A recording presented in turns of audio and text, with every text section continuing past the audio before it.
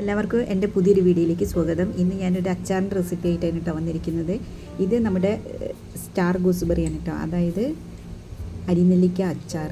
ഇതിന് പല പേരുകളുണ്ട് കേട്ടോ, അതായത് ശീമനെല്ലി, പുളിനെല്ലിക്ക, ചതുരനെല്ലി. പക്ഷെ ഞങ്ങളിവിടെ ഇതിന് പറയാം അരിനെല്ലിക്ക എന്നാണ് കേട്ടോ. അപ്പോൾ എനിക്കിവിടെ കുറച്ച് അരിനെല്ലിക്ക കിട്ടിയിട്ടുണ്ട് കേട്ടോ. അപ്പോൾ ഞാനത് അച്ചാർ ഇടാമെന്ന് വിചാരിച്ചു. ഇപ്പോൾ ഞങ്ങളുടെ വീട്ടിൽ എങ്ങനെയാണോ അച്ചാർ തയ്യാറാക്കുന്നത് ആ രീതിയിലാണ് കേട്ടോ അപ്പോൾ ഞാൻ അച്ചാർ ഉണ്ടാക്കുന്നത്.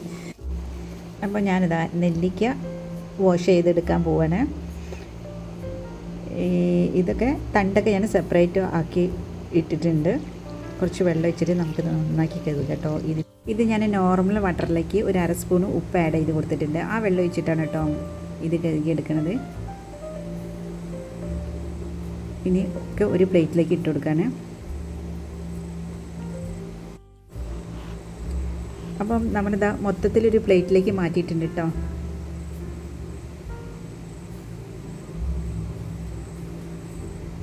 ഇനി ഞാനൊരു തരിപ്പലേക്ക് ഇട്ട് കൊടുക്കുകയാണ്, ഇതിലെ വെള്ളമൊക്കെ ഒന്ന് ചോർന്ന് പോകാൻ വേണ്ടിയിട്ട്.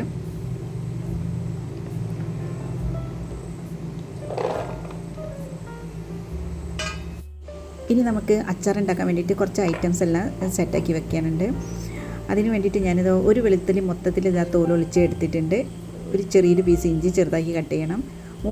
3 പച്ചമുളക് ഞാൻ ചെറുതാക്കി കട്ട് ചെയ്ത് എടുത്തിട്ടുണ്ട്. കുറച്ച് കറിവേപ്പിലും.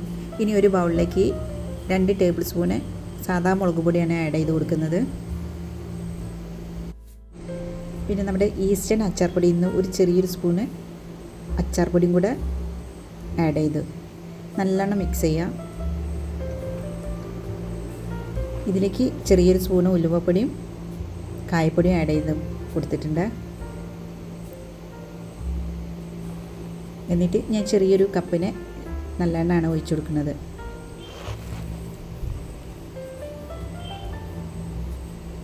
നന്നാക്കി മിക്സ് ചെയ്ത് കൊടുക്കട്ടോ.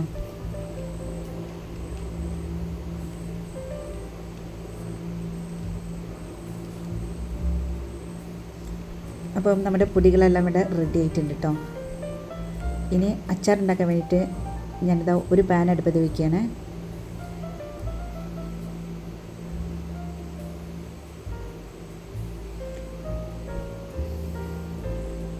പാനൊന്ന് ചൂടായതിന് ശേഷം നമുക്ക് ഇതിലേക്ക്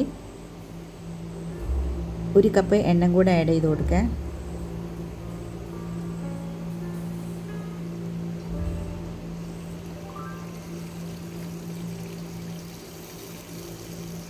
ഇനി ഇതിലേക്ക് നമ്മൾ അരിഞ്ഞു വെച്ച ഇഞ്ചിയും പച്ചമുളകും വെളുത്തുള്ളിയും ഇട്ട് കൊടുക്കാം.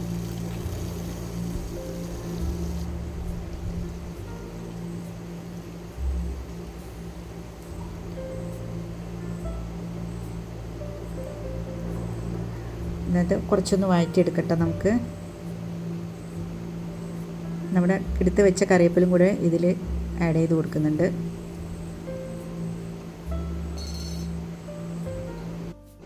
ഇനി ഞാൻ ഇതിലേക്ക് നെല്ലിക്കയാണ് കേട്ടോ ആഡ് ചെയ്ത് കൊടുക്കുന്നത്. കൂടെ അച്ചാറിലേക്ക് വേണ്ട ഉപ്പും കൂടെ ആഡ് ചെയ്ത് കൊടുത്തിട്ടുണ്ട്. എന്നിട്ട് ഉപ്പ് എല്ലാ സ്ഥലത്തും ആകുന്ന രീതിയിൽ ഒന്ന് നന്നാക്കി മിക്സ് ചെയ്യുക.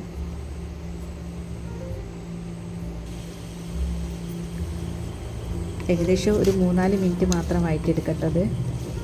അപ്പം നമ്മുടെ നെല്ലിക്ക ഓവർ കുക്കാകുമ്പോൾ ഒരു ടേസ്റ്റ് ഉണ്ടാവില്ല കേട്ടോ. നമ്മൾ കടിക്കുമ്പോൾ ജസ്റ്റ് ഒരു പച്ച ചുവ കിട്ടണം, അതാണ് ഇതിൻ്റെ ഒരു കൺസിസ്റ്റൻസി കേട്ടോ. അങ്ങനെ 3-4 മിനിറ്റ് കഴിഞ്ഞു. ഇനി ഞാൻ ഇതിലേക്ക് നമ്മൾ തയ്യാറാക്കി വെച്ച മുളകിൻ്റെ ഗ്രേവി ഇല്ല, അതാണ് കേട്ടോ ഇട്ട് കൊടുക്കുന്നത്.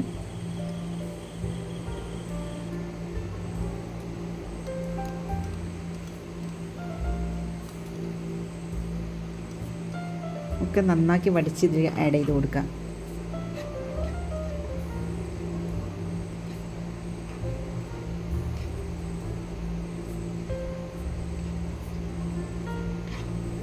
എന്നിട്ട് നന്നാക്കി മിക്സ് ചെയ്യുക. മുളകിൻ്റെ പച്ചമണം പോയതിന് ശേഷം നമുക്കിതിലേക്ക് കുറച്ച് വിനാഗിരിയാണ് കേട്ടോ, ഞാനൊരു 1.5 കറണ്ടി ഒഴിച്ചു കൊടുക്കുന്നുണ്ട്.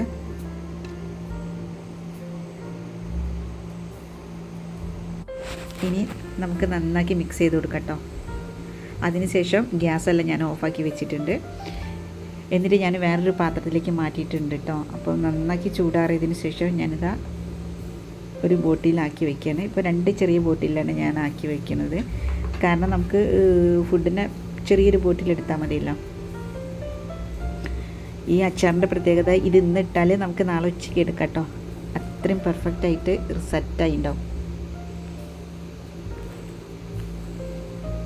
അപ്പം ഞാൻ 2 കുപ്പിയിലേക്ക് മാറ്റുകയാണ്. അപ്പം എല്ലാവരും ഇതുപോലെ ഒന്ന് ട്രൈ ചെയ്ത് നോക്കട്ടോ. ഇത് നല്ല സൂപ്പറാണ് കേട്ടോ.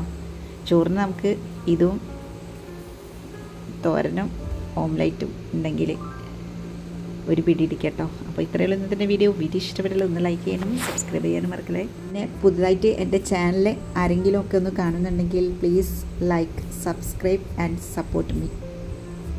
Thank you for watching my video.